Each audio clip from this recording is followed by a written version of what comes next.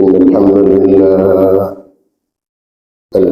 لله نحمده ونستعينه ونستغفره ونؤمن به ونتوكل عليه ونعوذ بالله من شرور أنفسنا ومن سيئات أعمالنا من يهد الله فلا مضل له ومن يضلل فلا هادي له ونشهد أن لا إله إلا الله وحده لا شريك له ونشهد أن سيدنا ونبينا وشفيعنا وحبيبنا وسندنا ومولانا محمدا عبده ورسوله اللهم صل على سيدنا محمد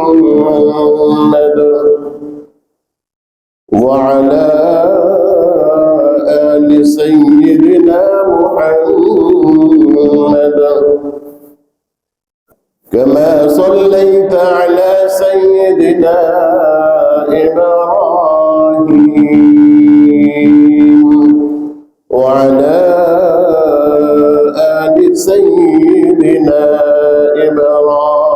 إبراهيم إنك حميد مجيد اللهم بارك على سيدنا محمد وعلى آل سيدنا محمد كما باركت على سيدنا إبراهيم وعلى آل سيدنا إبراهيم إنك حميد مجيد أما بعد فأعوذ بالله من الشيطان الرجيم بسم الله الرحمن الرحيم قد أفلح المؤمنون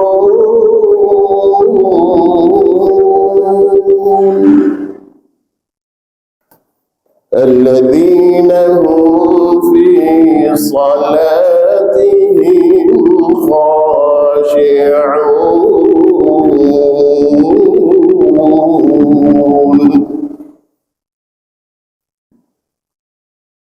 والذين هم عن اللغو معرضون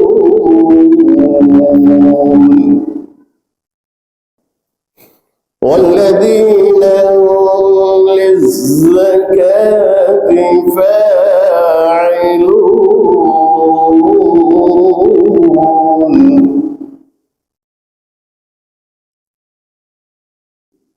إلا على أزواجهم أو ما ملكت أيمانهم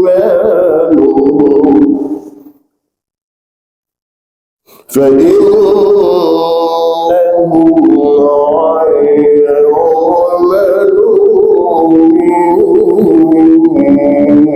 ملومين فمن ابتغى وراء ذلك فأولئك هم العادون والذين هم لأماناتهم وعهدهم راعون والذين هم على صلواتهم يحافظون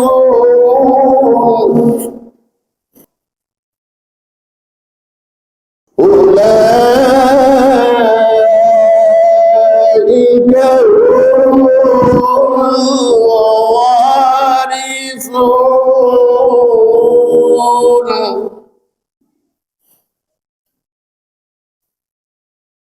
الذين يرثون الفردوس هم فيها خالدون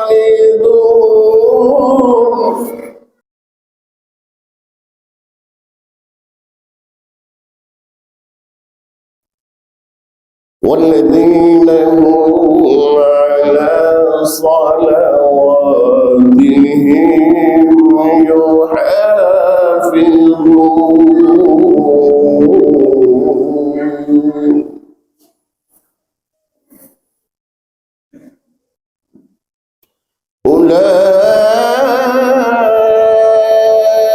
أولئك هم الوارثون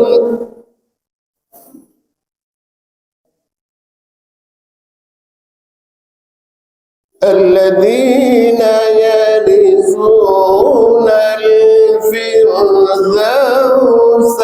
هم فيها خالدون الله الذين يرثون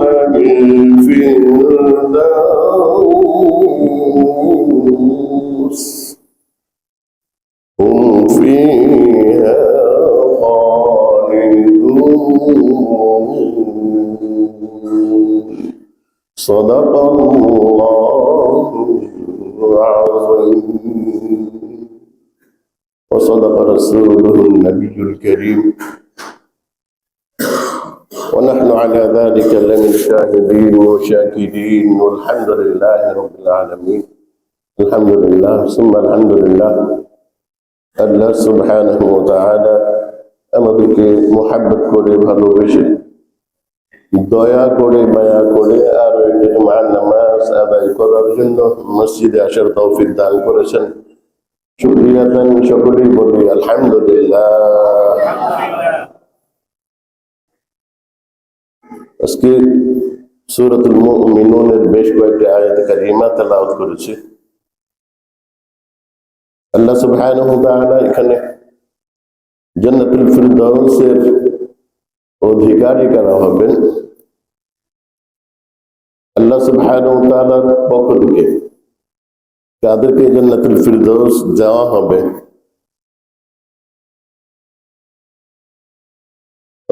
আল্লাহ সুবহানাহু ওয়া তাআলা উলাইকা হুমুল ওয়ারিসুন শব্দ ব্যবহার করেছেন তারা হচ্ছেন উত্তরাধিকারী আমরা যেমন পিতার তেজ্য সম্পদ থেকে একটা ওয়ারিস পাই মিরাস পাই উত্তরাধিকার সূত্রে আমরা কিছু পেয়ে থাকি আল্লাহ সুবহানাহু ওয়া তাআলা এই শব্দটি এই জায়গায় ব্যবহার করলেন তারা উত্তরাধিকার সূত্রে ওয়ারিস সূত্রে তারা জান্নাতুল ফিরদাউস পাবে সুবহানাল্লাহ আমরা তো দোয়া করি আল্লাহ অমুককে তুমি জান্নাতুল ফিরদাউস দিও অমুককে জান্নাতুল ফিরদাউস এটা আমাদের আসলে সকলেরই কাম্য যে আমরা জান্নাতুল ফিরদাউসে যাব সেখানে আমরা অবস্থান করব এবং এই সূরা যতটুকু তেলাওয়াত করলাম এই সূরাটা আমি এখানে আল্লাহ সুবহানাহু ওয়া তাআলা তুম ফিহা খালিদুন জান্নাতুল ফিরদাউসের অধিকারী যারা হবেন তারা সেখানে চিরকাল থাকবেন যার কোনো শেষ নাই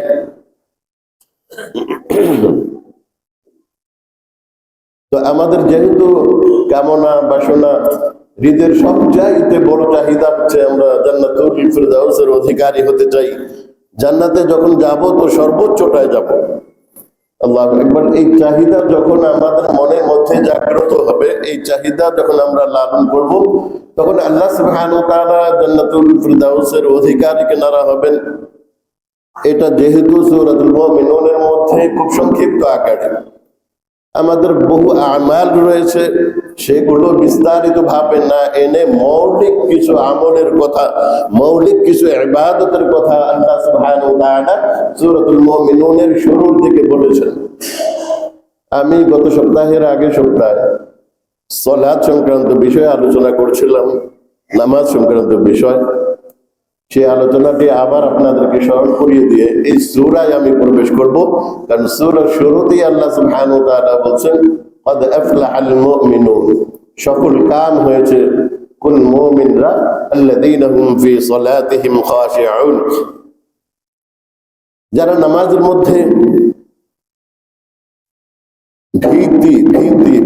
ভীতি সহকারে যারা নামাজ আদায় করে। এটা বিস্তারিত তাফসীর ইনশাআল্লাহ কয়েক সপ্তাহ সময় লাগবে, আমি ফাঁকে ফাঁকে ইনশাআল্লাহ করব, যেহেতু আমাদের কামনা বাসনা হচ্ছে জান্নাতুল ফিরদাউস। আল্লাহু আকবার। নামাজ সালাত কত প্রকার বলেছিলাম খেয়াল আছে? সালাত হচ্ছে 5 প্রকার, নামাজ হচ্ছে 5 প্রকার। এই সালাতের 5 প্রকার, সালাতের ফলাফল আবার 5 প্রকার। 1 নম্বর সালাত বা নামাজ হচ্ছে যে সকল বান্দা মাঝে মাঝে নামাজ পড়ে, অথবা যোহর আসর মাগরিব এশা পড়ে ফজর ছেড়ে দেয়, কিছুদিন নামাজ পড়ে আবার নামাজ ছেড়ে দেয়, অথবা অনেক দিন পর পর এসে কিছু নামাজ আদায় করে আবার ছেড়ে দেয়, মাঝে মাঝে ছেড়ে দেয় আবার মাঝে মাঝে আদায় করে, মাঝে মাঝে আবার কন্টিনিউ আদায় করে, আবার হঠাৎ করে শয়তানের ধোকায় পড়ে আবার নামাজ ছুটে যায়। এই নামাজ আমাদের অধিকাংশের নামাজ। আমাদের অধিকাংশের অবস্থা এই যে আমরা নামাজ পড়ি আবার শয়তানের ধোকায় পড়ে। কোনটাকে আমরা ফার্স্ট প্রায়োরিটি দিব?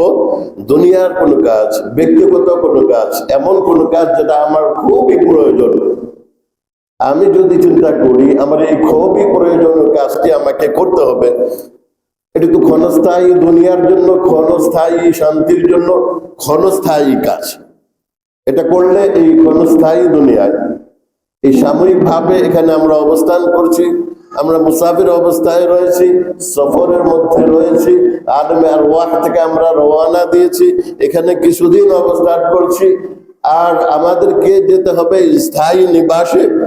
সেই জায়গায় দুটি স্থান আল্লাহ সুবহানাহু ওয়া তাআলা নির্ধারণ করে রেখেছেন, ফারিকুন ফিল জান্নাহ ওয়া ফারিকুন ফিস সাঈদ, হয় জান্নাতে যাবে না হয় জাহান্নামে যাবে। জান্নাতি যারা হবে হয় তারা একেবারে শুরুতেই সরাসরি জান্নাতে চলে যাবে, অথবা তাদের গুনাহের কারণে, কোনো পাপের কারণে তাদেরকে জাহান্নামে যেতে হবে, পাপের শাস্তি ভোগ করে আবার তাদেরকে জান্নাতে আসতে হবে। এই ক্ষণস্থায়ী দুনিয়ায়, এই অস্থায়ী দুনিয়ায়, সাময়িক। আপনি বলবেন 100 বছর আয়াত পেয়েছে আমার অমুক তমুক, 100 বছর খালিদিনা ফিহা আবাদা, যার কোনো শেষ নেই। কবে শেষ হবে? শেষ নাই। আল্লাহ সুবহানাহু ওয়া তাআলার কোনো শেষ নাই।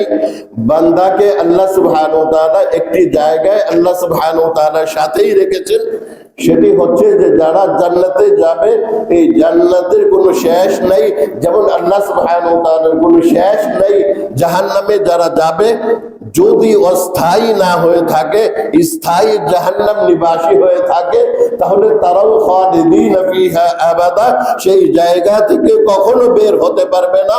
সেটা সীমানা কতটুকু? যতদিন আল্লাহ সুবহানাহু ওয়া তাআলার অস্তিত্ব রয়েছে ততদিন সেই জায়গা থেকে তারা আর বের হতে পারবে না। যখন কিছু ছিল না তখন আল্লাহ সুবহানাহু ওয়া তাআলা ছিলেন, যখন কিছু থাকবে না তখন আল্লাহ সুবহানাহু ওয়া তাআলা থাকবেন। কিন্তু আল্লাহ সুবহানাহু ওয়া তাআলা কালামে পাকে যেই জায়গায় বলেছেন খালিদিনা ফিহা আবাদা, খালিদিন এবং ফিহা আবাদা অত্যন্ত কঠিন শব্দ, এটা তাফসীর করলেও লম্বা সময় লাগবে। সেই জায়গায় যাওয়ার পর বের হওয়ার আর কোনো সুযোগ থাকবে না। তো সেই সময়, অফুরন্ত সময়, আনলিমিটেড সময়, সেই সময়ের তুলনায় শতবর্ষী একজন ব্যক্তি কতটুকু সময় পেয়েছে, এটা সেকেন্ডও না, সেকেন্ডের লক্ষ কোটি ভাগের 1 ভাগও না, এটা কোনো হিসাবেই আসবে না যে শতবর্ষী একজন ব্যক্তি আসলে কতটুকু সময় এই দুনিয়াতে পেয়েছে। এটার কোনো এটার কোনো মূল্য নেই। এই জায়গার মধ্যে আপনার আমার অত্যন্ত গুরুত্বপূর্ণ একটি কাজ, যে কাজকে আমাকে ফার্স্ট প্রায়োরিটি দিতে হবে, না দিলে আপনার আমার অনেক ক্ষতি হয়ে যাবে। সেই জায়গায় আমরা বেছে নিলাম দুনিয়ার এই কাজকে, নামাজকে বললাম তোমাকে কাজা করে নিব, তোমাকে পড়বো। এটা হচ্ছে কোনটাকে প্রাধান্য দিলাম, কোনটাকে ফার্স্ট প্রায়োরিটি দিলাম। একটু বিবেচনা করলে কি দাঁড়াবে? যেটাকে ফার্স্ট প্রায়োরিটি দিলাম আর যেটাকে ছেড়ে দিলাম, সেটার জন্য জাহান্নামের আগুনে জ্বলে তারপরে আমাকে আসতে হবে। আল্লাহু আকবার। এই জাতীয় নামাজ মাঝে মাঝে পড়ে, মাঝে মাঝে ছেড়ে দেয়, লাগাতার পড়ে। এমনও অনেকে রয়েছেন 5-7 বছর লাগাতার নামাজ পড়েন, এমনও রয়েছেন 20-25 বছর লাগাতার নামাজ পড়েন। হঠাৎ করে শয়তানের ধোঁকায় পড়ে বিভিন্ন কারণে আবার নামাজ ছুটে যায়। যখন নামাজ ছুটে যাবে, সেই নামাজগুলোর জন্য জাহান্নামের আগুনে জ্বলতে হবে। 1 নম্বর নামাজ পড়ে আবার মাঝে মাঝে ছেড়ে দেয়। এদের ফলাফল হচ্ছে, এই নামাজের ফলাফল হচ্ছে যে যেই নামাজগুলো আমরা ছেড়ে দিয়েছি, সেই নামাজগুলোর জন্য আমাদেরকে জাহান্নামে যেতে হবে। 2 নম্বর নামাজ হচ্ছে সব সময় নামাজ পড়ে, 5 ওয়াক্ত নামাজ পড়ে, জুমার নামাজ সহ, ঈদের নামাজ, আমাদের অন্যান্য সমস্ত কিছু ঠিকঠাক মতো আদায় করে। কিন্তু সমস্যা হচ্ছে, নামাজে যতক্ষণ থাকে ততক্ষণ তার মনটা, তার কলবটা শয়তানের নিয়ন্ত্রণে থাকে। যতক্ষণ সে নামাজ আদায় করে ততক্ষণ তার কলব শয়তানের নিয়ন্ত্রণে থাকে। শয়তান বিভিন্ন ভাবে সেখানে অনেক কিছু মনে করিয়ে দেয়, সেখানে অনেক কিছু চিন্তা ভাবনা করতে থাকে। সে হয় পরিবারের চিন্তা ভাবনা, নয় ব্যবসা বাণিজ্যের চিন্তা ভাবনা, নয় ক্ষেত খামারের চিন্তা ভাবনা, নয় বসের চিন্তা ভাবনা, নয় সন্তানাদের চিন্তা ভাবনা, কোনো না কোনো চিন্তা ভাবনা তার মাথায় ঢুকিয়ে দেয়। সে সেটা নিয়ে ব্যস্ত থাকে। তাকবীরে তাহরিমা হলো, রুকু হলো, সিজদা হলো, বৈঠক হলো, সব কিছু হলো, সব ঠিকঠাক মতো সালামের মাধ্যমে নামাজ থেকে বের হওয়া হলো। এই নামাজ, এটা হচ্ছে নামাজের মধ্যে গাফিল থাকা, অলস থাকা। শয়তান তার নামাজকে কন্ট্রোল করে ফেলেছে এবং নামাজের মধ্যে দুনিয়ার বিভিন্ন বিষয় স্মরণ করে দিয়েছে। এই নামাজের কারণে তাকে কঠিন শাস্তি ভোগ করতে হবে। আল্লাহু আকবার। বিভিন্ন হাদিসের দ্বারা প্রমাণিত এই শাস্তি আল্লাহ সুবহানাহু ওয়া তাআলা কিয়ামতের যে 50,000 বছরের যে হিসাব আমরা করে থাকি দুনিয়ার হিসাবে, সেই কঠিন সময়ে আল্লাহ সুবহানাহু ওয়া তাআলা এই আযাবটি দিবেন, এই শাস্তিটি দিবেন। আল্লাহু আকবার। খুব খেয়াল করে শুনি, তার কারণ হচ্ছে আমার যত প্রকারের আমল আমরা করি, এর মধ্যে সর্বপ্রথম হিসাব হবে নামাজের। আমরা প্রথম প্রকারের নামাজি যা বুঝতে পারলাম, যে হিসাব যখন আল্লাহ সুবহানাহু ওয়া তাআলা শুরু করবেন, তখন তিনি নামাজের হিসাব দিয়ে তিনি মুক্তি পাবেন না। নামাজের হিসাব দিয়ে তিনি মুক্তি পাবেন না। এবং দ্বিতীয় প্রকার, তারাও নামাজের হিসাব দিয়ে মুক্তি পাবেন না। আল্লাহু আকবার। তৃতীয় প্রকারের নামাজি, 3 নম্বর নামাজি, এটা হচ্ছে যে নামাজের মধ্যে প্রবেশের পরে শয়তান যখন তার মধ্যে প্রবেশ করে তার ওয়াসওয়াসা দেওয়া শুরু করে তাকে, এবং সে বুঝতে পারে, আমরা বুঝতে পারবো, আপনিও বুঝতে পারবেন, আমিও বুঝতে পারবো। আমিও মানুষ, খতিব সাহেবরাও মানুষ, আল্লাহর ওলিরাও মানুষ, পীর সাহেবরাও মানুষ, সবাই মানুষ, সবার একটি কলব রয়েছে। সেই কলবের মধ্যে শয়তান প্রবেশ করার চেষ্টা সব জায়গায় করেন। পার্থক্য হচ্ছে এই যে যিনারা আল্লাহর ওলি হন, যিনারা পীর মাশায়েখ হন, আল্লাহ ওয়ালা হন, তারা শয়তানের সাথে লড়াই করে সেই জায়গা থেকে শয়তানকে বের করে দেয়, শয়তানকে বের করে দেয়।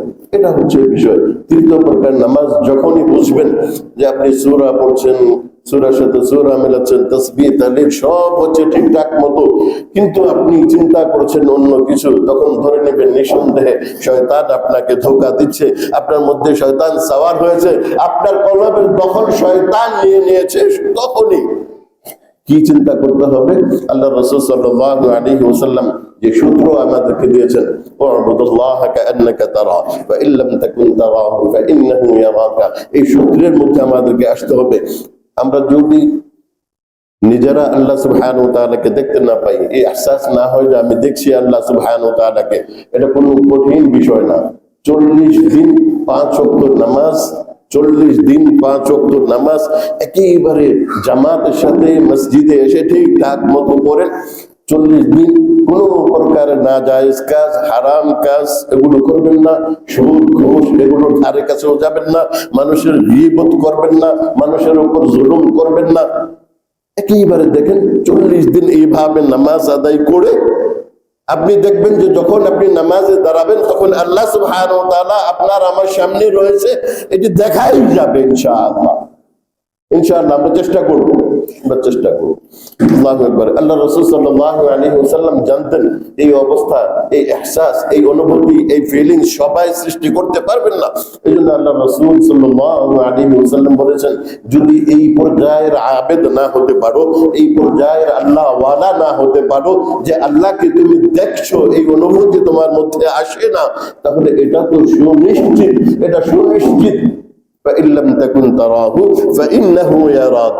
আল্লাহ সুবহানাহু ওয়া তাআলা তোমাকে নিশ্চিত ভাবে দেখতে পাচ্ছেন, এতে তো কোনো সন্দেহ নেই।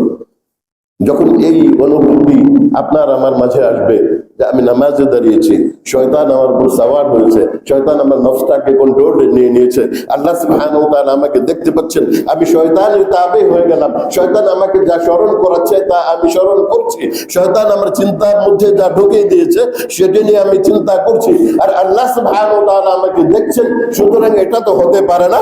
আল্লাহমুখী হয়ে যাবেন, আল্লাহমুখী হয়ে যাওয়ার সাথে সাথে শয়তান বিদায় নেবে। দেখবেন আপনি যা স্মরণ করছিলেন, আল্লাহর কথা স্মরণ করার সাথে সাথে শয়তানের কথা স্মরণ আসছে না। এটুকু লড়াই করতে পারলে এই নামাজটি আল্লাহ সুবহানাহু ওয়া তাআলা 100% কবুল করে নেবেন, আপনাকে আমাকে ক্ষমা করে দিবেন।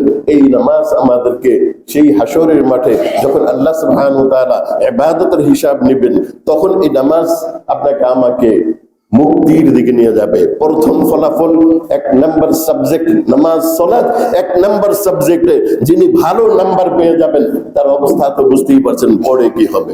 আল্লাহু আকবার। যাকে এগুলো নিয়ে বিস্তারিত আলোচনা ইনশাআল্লাহ হবে। 3 নম্বর নামাজ হচ্ছে যে নামাজি লড়াই করতে থাকে।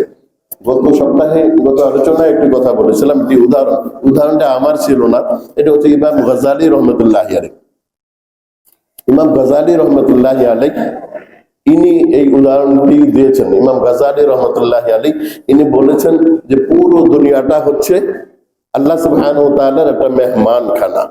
পুরো দুনিয়া আল্লাহ সুবহানাহু ওয়া তাআলার একটা মেহমানখানা। এই মেহমান কারা? এই যে উম্মত মুহাম্মাদি আল্লাহ সুবহানাহু ওয়া তাআলার ইবাদত যারা করে, বিশেষ করে যারা নামাজ আদায় করে, 5 ওয়াক্ত নামাজ এবং অন্যান্য ইবাদত করে, এরা হচ্ছে আল্লাহ সুবহানাহু ওয়া তাআলার মেহমান। তো কুকুর একটি রয়েছে আল্লাহ সুবহানাহু ওয়া তাআলার, সেই কুকুর হচ্ছে শয়তান। এই শয়তান ওখানে বসে থাকে, কেউ গেলে ঘেউ ঘেউ শুরু করে, তার স্বভাব অনুযায়ী এই ঘেউ ঘেউ যখন শুরু করে তখন আমরা কি করি? এখন তো মোবাইলের যুগ, মালিককে ফোন দিই যে আপনার দরওয়াজায় এই অবস্থা, ঢুকতে পারছি না। ইমাম গাজ্জালী রাহমাতুল্লাহি আলাইহির আমলে তার মোবাইল ছিল না। ইনি বললেন যে তখন আল্লাহ সুবহানাহু ওয়া তাআলার সাথে যোগাযোগ করতে হবে যে আল্লাহ, আমি তো আপনার বাড়ির মেহমান, কিন্তু আপনার ঘরে তো ঢুকতে পারছি না। আল্লাহকে স্মরণ করার সাথে সাথে আল্লাহ সুবহানাহু ওয়া তাআলা শয়তানকে একটি ধমক দিবেন, তো শয়তান চুপ হয়ে যাবে। আপনি যখন ঢুকবেন শয়তান তো শয়তানই, ও তখনও কোনো না কোনো ভাবে তার মতো করে ধোঁকা দেওয়ার চেষ্টা করতে থাকবে। আল্লাহু আকবার।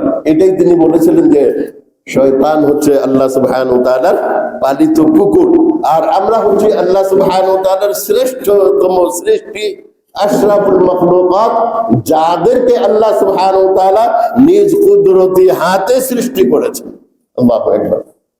তো 3 নম্বর নামাজ, আলহামদুলিল্লাহ এই লড়াই আমরা করতে থাকবো।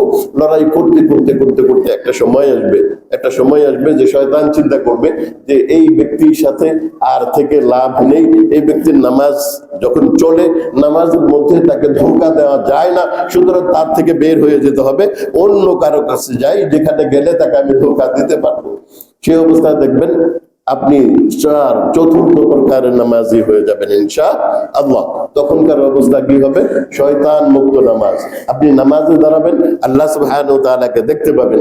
আপনি নামাজে দাঁড়াবেন, কোনো প্রকারের ওয়াসওয়াসা আসে না, কারণ আপনার কলব, যে কলব থেকে আসলে সব কিছু সৃষ্টি, যে কলবে বসে আসলে সব কিছু করা যায়, কলবকে যখন আপনি কন্ট্রোল করবেন, নফসে আম্মারাকে কন্ট্রোল করবেন, তখন আপনি সব আল্লাহমুখী যা কাজ করবেন আল্লাহ সুবহানাহু ওয়া তাআলার অনুমোদিত, আল্লাহ সুবহানাহু ওয়া তাআলার রিজামন্দি, আল্লাহ সুবহানাহু ওয়া তাআলার খুশি রয়েছে, সেগুলো করতে পারবেন। কলবের নিয়ন্ত্রণ শয়তানের হাতে ছেড়ে দিবেন, তখন আল্লাহ সুবহানাহু ওয়া তাআলার সন্তুষ্টির জন্য আপনার আমার পক্ষে কোনো কিছুই করা সম্ভব হবে না।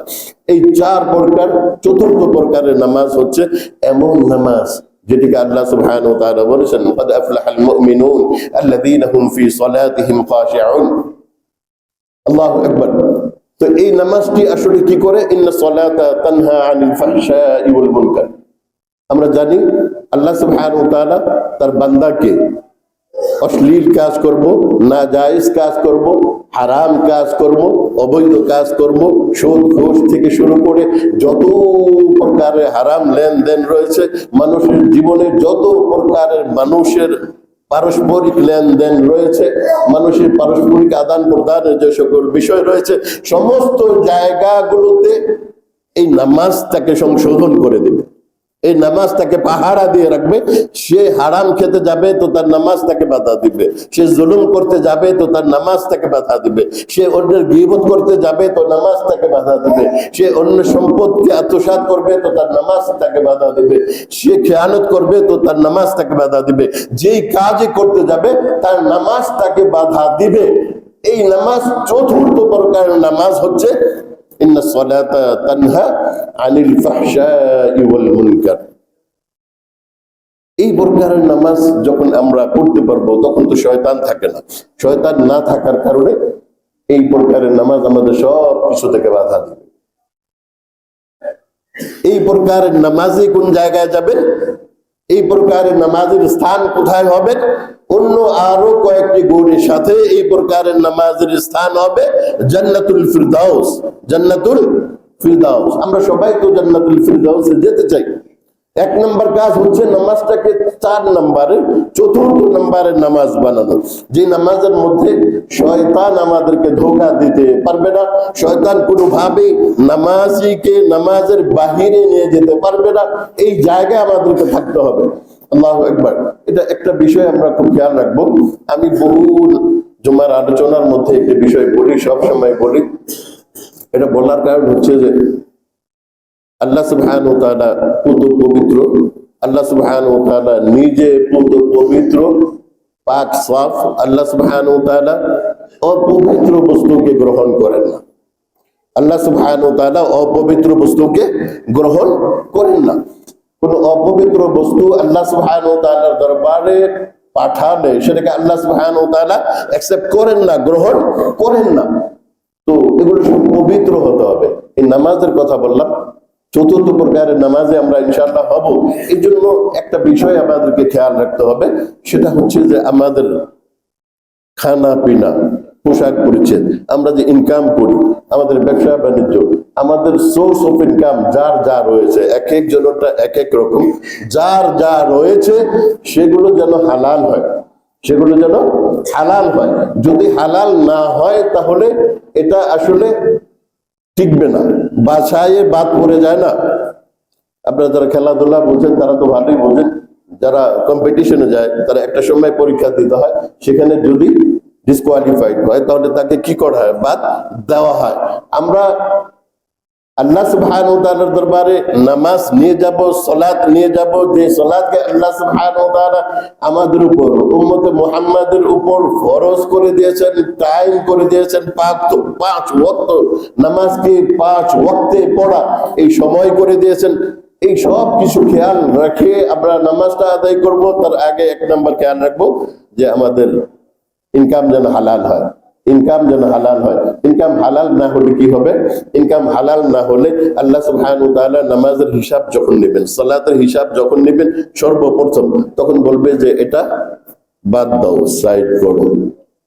আমি বলবো যে আল্লাহ, বালেগ হওয়ার পরে কোনো নামাজ ছাড়িনি, 5 ওয়াক্ত নামাজ জামাতের সাথে পড়েছি, প্রত্যেক নামাজ ইমাম সাহেব মুয়াজ্জিন সাহেব মসজিদে আসার আগে পৌঁছে গেছে। আমি তো জামাতের সাথে সমস্ত নামাজ আদায় করেছি, তারপর সমস্ত সুন্নাহ রাসূল করিম সাল্লাল্লাহু আলাইহি ওয়াসাল্লাম যা আদায় করতেন সুন্নাতে মুআক্কাদা গায়রে মুআক্কাদা সবকিছু আদায় করেছি, নফল নামাজ আদায় করেছি।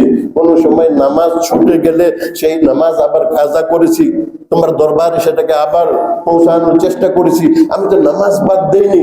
আমার এত কষ্টের নামাজকে তুমি বাদ দিয়ে দিলা, কারণটা কি?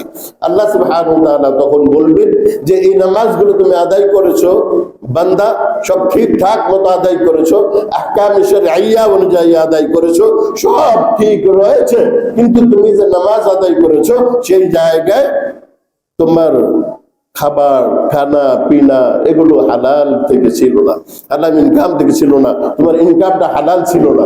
এই জন্য আল্লাহ রাসূল সাল্লাল্লাহু আলাইহি ওয়াসাল্লাম আমাদেরকে খুব সতর্ক করেছেন, খুব সতর্ক করেছেন। আমি হাদিসটি প্রায় তেলাওয়াত করে থাকি। আল্লাহ রাসূল সাল্লাল্লাহু আলাইহি ওয়াসাল্লাম বলেছেন, ইন্নাল্লাহা তাআলা তাইয়্যিব লা ইয়াকবালু ইল্লা তাইয়্যিবা। আল্লাহ সুবহানাহু ওয়া তাআলা পবিত্র, পবিত্র বস্তু ছাড়া তিনি গ্রহণ করবেন না। ইন্নাল্লাহা তাআলা আমারাল মুমিনিন বিমা আমারা বিহিল মুরসালিন। আল্লাহ সুবহানাহু ওয়া তাআলা নবী ও রাসূলদেরকে যে শর্ত দিয়েছেন, যে আদেশ করেছেন, মুমিনদেরকেও একই আদেশ করেছেন। আল্লাহ সুবহানাহু ওয়া তাআলা নবী ও রাসূলদেরকে কি আদেশ করেছেন এটা আল্লাহ রাসূল সাল্লাল্লাহু আলাইহি ওয়াসাল্লাম এই হাদিসের মধ্যে বলছেন। আল্লাহু আকবার।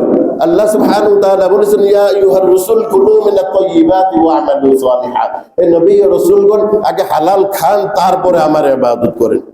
মুমিনদেরকে কি বলেছেন? ইয়া আইয়ুহাল্লাযীনা আমানু কুলু মিন তাইয়্যিবাতি মা রাযাকনাকুম।